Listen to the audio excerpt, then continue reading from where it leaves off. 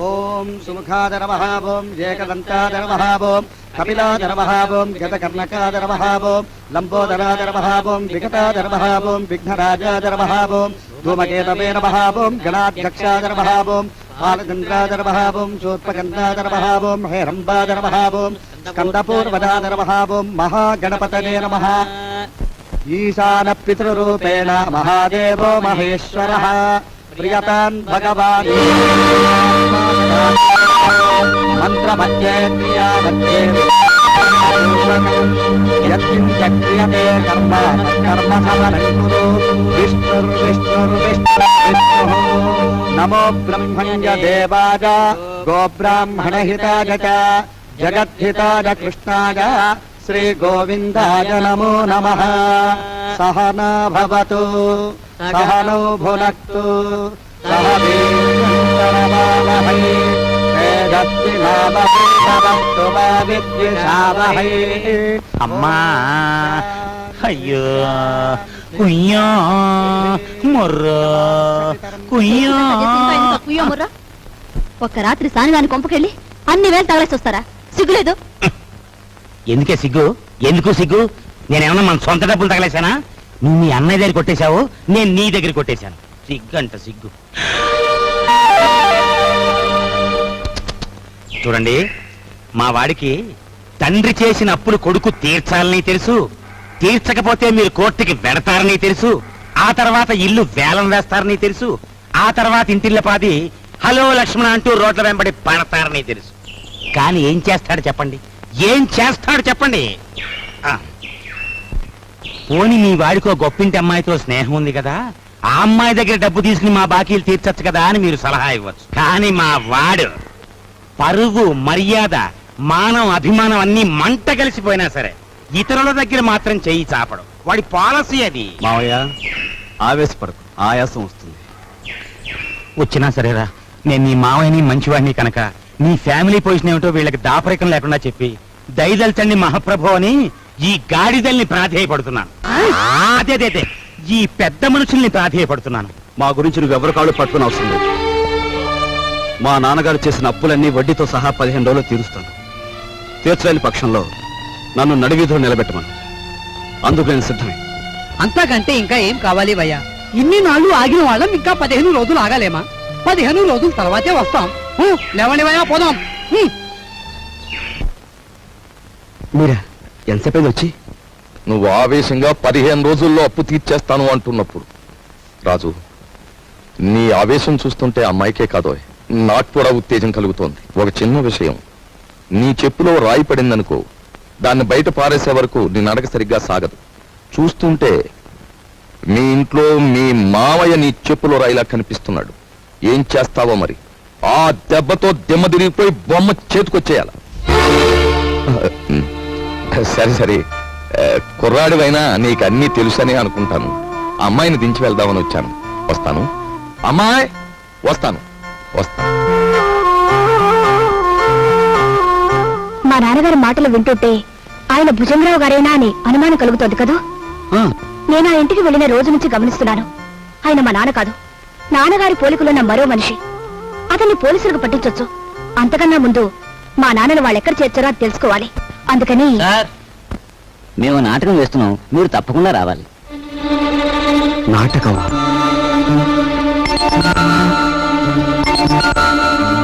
మీరెందుకు వచ్చారు? ఎవరు రమ్మన్నారు? నా జ్ఞాపక శక్తినే పరీక్ష చేస్తున్నారా? అసలు మీ గుండెకి ఆపరేషన్ చేయాల్సింది ఈ వేళేనని ముహూర్తం పెట్టిన పంతుల్ని నేనే కదా, డాక్టర్ని నేనే కదా. తప్పదు, రావాలి. కమాన్. తప్పదా? తప్పదు. వాడి ఆస్తి ఐశ్వర్యం గురించి తెలుసుకున్నాం గాని వాడి జబ్బుల గురించి తెలుసుకోలేదు. పంప మునిగిందిరా దేవుడా. నిన్ను బంధించడం వల్ల నీ ఫ్యామిలీకి, నీ ఆఫీస్కి నా సొంత సొమ్ము మదుపు పెట్టి, ఇదిగో చూడు, ప్లాట్ఫామ్ మీద అడుక్కునే వాళ్ళ అయిపోయాను. పోనీ ఓ పని చేస్తావేటి? చూడు, ఇదిగో ఈ ప్యాలెస్, ఈ డెన్ ఓ 10,000 కొనేసుకో. నా చెల్లెలు పెళ్లి చేసుకుంటా. నేను కొన్ను. ఒప్పుకోవయ్యా బాబు. నేను కొనను. ఓరు రే, ఆయన కట్టుకుని కలిసారా?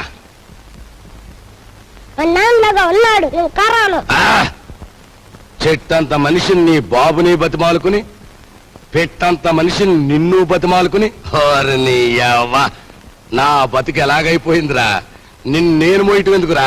ఆ!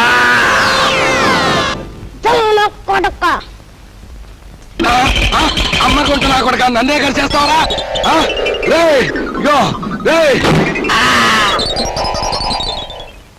గురువా గురువా, నువ్వు వచ్చేసేవేట్రా? హాయ్ బాబాయ్, ఆఫీసర్ గారికి గుండె జబ్బు ఉందంటే మనకు తెలదు. నీ గుండె జబ్బు ఉంది, ఇవాళ నీకు ఆపరేషన్ చేయాలా, వస్తావా సత్తావా అని కూర్చున్నాడు డాక్టర్. హలో ఏళ్ళు చూపెట్టేసి పరిగెత్తుకొచ్చేసాను. ఏదో వత్తొత్తు కొడక, నువ్వేదో లక్షలు తెస్తావని నా సొమ్మంతా నీకు మదుపు పెడితే అక్కడి నుంచి పారిపోయి వస్తావా? వచ్చింది చాలక ఘనకార్యం చేసినట్టు కులుకుతున్నావా? నీ యవ్వ!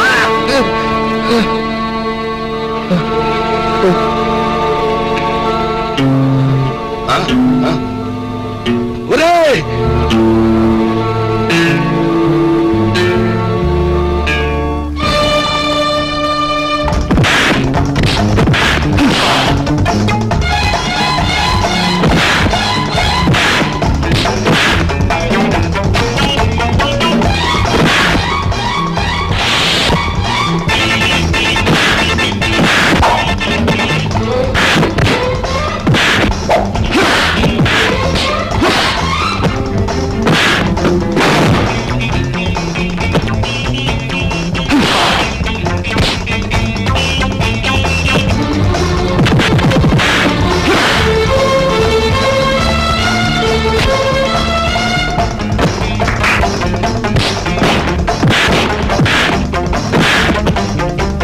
మా గురు ఎందుకు వచ్చిన ఫైటింగులు గురు? మనకి ఈ దోపిడీలు దొంగతనాలు మనకి అచ్చిరావు గానీ, అలో ఆ మనిషి గుండు జబ్బంట, పాపం కట్లుప్పు తీసేస్తే ప్రాణాన్ని కాపాడిన పుణ్యమైన దక్కుద్రా. పెప్పదీసేద్దాం.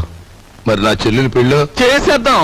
ఆ. రా అయ్యా, తమరు మమ్మల్ని అర్జెంటుగా క్షమించేసి వెంటనే హాస్పిటల్కి వెళ్ళి గుండె ఆపరేషన్ చేయించుకోకపోతే ప్రాణాలు పోతాయి. నాకే జబ్బు లేదయ్యా, ఐఎమ్ ఆల్ రైట్. బాబు, మీ డబ్బు అప్పన్నంగా కాజేద్దామని మిమ్మల్ని బంధించాం గాని మీ ప్రాణాలు తీయడానికి మేము కషాయోళం కాదు బాబు. మాకు పిల్ల పాప ఉన్నారు. వృత్తిరీత్యా మీరెవరైనప్పటికీ మీలో గొప్ప మానవత్వాన్ని చూస్తున్నాను.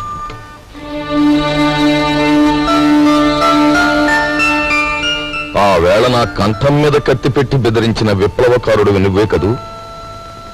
ఆనాడు మీరు నాకు అన్యాయం చేస్తుంటే నా సహనం చచ్చిపోయి మిమ్మల్ని ఎదిరించాను. ఈవేళ మీరెక్కడో బంధింపబడి ఉంటారని అనుమానం కలిగాక మిమ్మల్ని రక్షించాలని వచ్చాను. నా డబ్బు కోసం వాళ్ళు నన్ను బంధించిన నిజానికి నష్టపోయింది వాళ్ళు, నన్నేం బాధ పెట్టలేదు. అన్నట్టు నువ్వు సింపుల్ గా చెప్పాలంటే ఆయన మరెవరో కాదండి, మన అల్లుడు గారే. అల్లుడు గారా?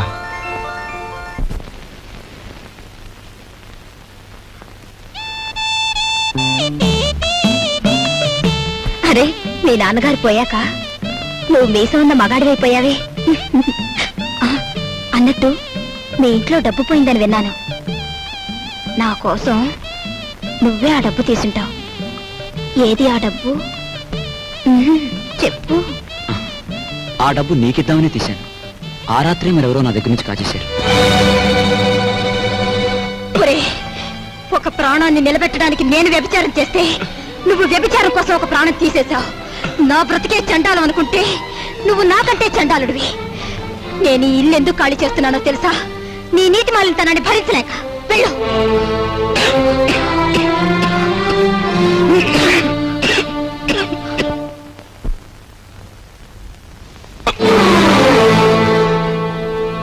ఎక్కడికి వెళ్ళావు? చెప్పు. ఏమిట్రా నువ్వు చేసిన పని? చెప్పు, ఎక్కడికి వెళ్ళి వస్తున్నావు? చెప్పు. రాస్కెల్, ఏమిట్రా నువ్వు చేసిన పని?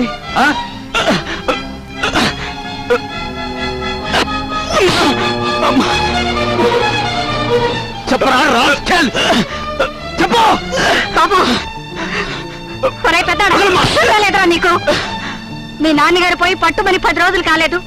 ఏం చేశాడని వాడిని అలా కొడుతున్నావు? మీ నాన్నగారు ఏనాడైనా వీడిని ఇలా కొట్టడం చూసావా? వీడు చేసిన పనికి కొట్టడం కదమ్మా, చంపాలి. చంపి నిలువున పాతేయాలి. ఏం చేశాడు అంత పెద్ద తప్పు? ఏం చేశాడా వీడు?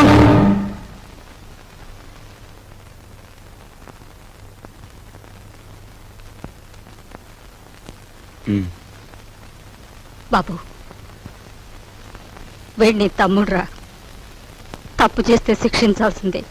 కాకపోతే ఆ సమయంలో వీడిని తమ్ముడని మాత్రం గుర్తుంచుకుంటే చాలు. పత్రా.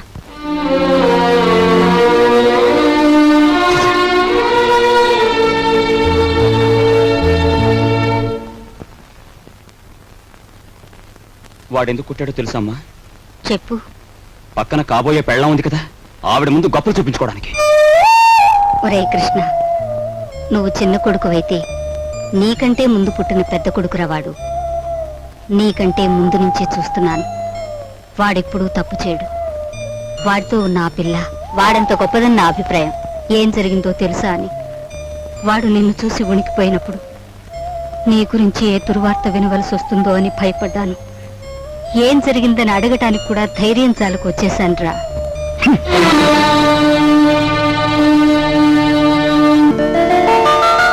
ఈమె నా చెల్లెలు ఇల్లు వదిలి వచ్చేసింది. మీ సేవా సాధనలో ఉందేమో. సారీ, ఇలాంటి అమ్మాయి ఎవరూ లేరు. వస్తానండి.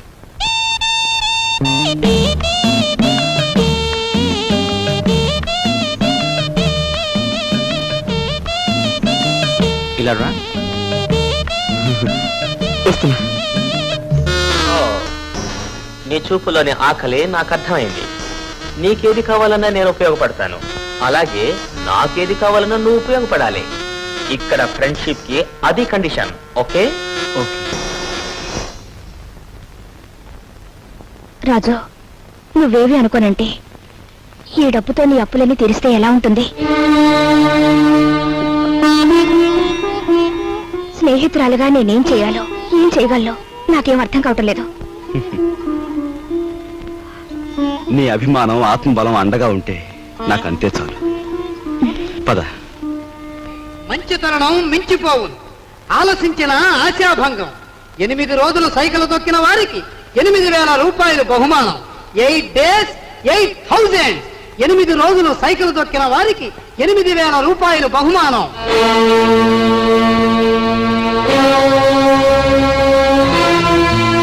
రాజు, అప్పులు తీర్చడానికి నువ్వు సైకిల్ తొక్కుతున్నావట. మనలాంటి కుటుంబాల్లో పుట్టి ఇలాంటి పనులు చేస్తే ఎంత పరువు తక్కువగా ఉంటుందో ఆలోచించు. నేను చాటుగానో సన్నాసి బుద్ధితోనో దొంగతనం చేస్తున్నాను అనుకో, లేదా కన్నవాళ్ళనే వెన్నుపోటు పొడుస్తున్నాను అనుకో, లేదా అప్పుల చేత పంచాయతీ జరిపించాను అనుకో, అప్పుడు నేను 10 మంది చేత చీ అనిపించుకునేవాడిని అవుతాను. ఏమిటా నువ్వు మాట్లాడేది? మొన్నటికి మొన్న కుమ్మరాడి దగ్గర కూలిపిని కొప్పుకొని ఏంటి పరువు మీద పెద్ద బండ పడేస్తావు. ఇవాళ మీ నాన్న చచ్చిపోయాక ఆగు. ఇప్పుడు నువ్వేమిటి మాట్లాడింది? మా నాన్న చచ్చిపోయాడా? ఆ మాట నువ్వంటున్నావా? నువ్వు ఏమిట్రా అది? ఆవిడ అలా రెట్టిస్తున్నావు. మరి చూడమ్మా, నాయనమ్మా నాన్న చచ్చిపోయాడు అంటుంది, అత్తయ్య అంటుంది. అసలు అసలు నాన్న చచ్చిపోవడం ఏంటమ్మా? Non sense. నాన్న చచ్చిపోలేదు. నాన్న చచ్చిపోలేదు. మనందరం కలిసి ఆయన చంపేశాం. అవునమ్మా, నిర్దాక్షిణ్యంగా కాలు రాసి చంపేశాం. కొండంత మనిషిని చాదస్సుతో కొందరు, స్వార్థంతో కొందరు, ఇలా అందరం కలిసి ఆయన చంపేశాం. ఏ చంపలేదా? ఒక్కసారి మీరందరూ గుండెల మీద చేతులు వేసుకుని ఆలోచించండి. ఆయన జీతం నెలకు 500 రూపాయలు, కేవలం 500 రూపాయలు. తాహతకు మించిన కోరికలు కోరి మనందరం కలిసి ఆయన చంపేశాం. He was successfully murdered by all his family members. నోరుంది కదా అని తప్పులు పడుతున్నారా? నేను చేస్తున్న ఈ పనిలో ఓ పవిత్రమైన ఆశయం ఉందే తప్ప ఇదేం పరువు పోయే పని కాదని నాకు బాగా తెలుసు. మీరు ఒప్పుకున్నా ఒప్పుకోకపోయినా ఈ పని నేను చేసే తీరు.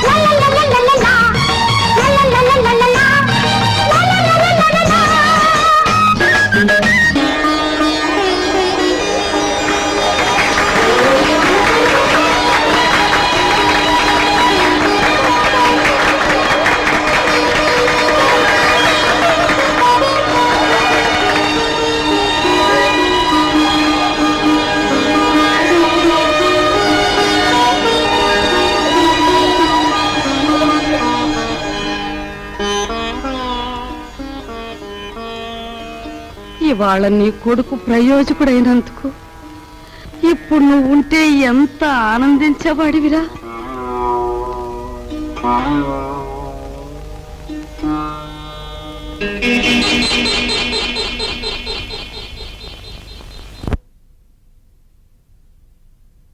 రాజుగాడి గదిలో దూరి డబ్బు కాజేద్దామంటే వాడు పడుకున్నాడో లేదో తెలిసి చావట్లేదు. పడుకున్నాడని దగ్గరికి వెళ్ళామనుకో వాడు బాంబుల పేర్లా పేల్తాడు. అసలు ఈ గొడవంతా దేనికి? నువ్వు మీ ముసల్దాన్ దగ్గరికి వెళ్ళి కుక్క పెట్టి ఒక ఏడు పేడు ఆవిడే కాచేసుకొచ్చి మనకిస్తుంది.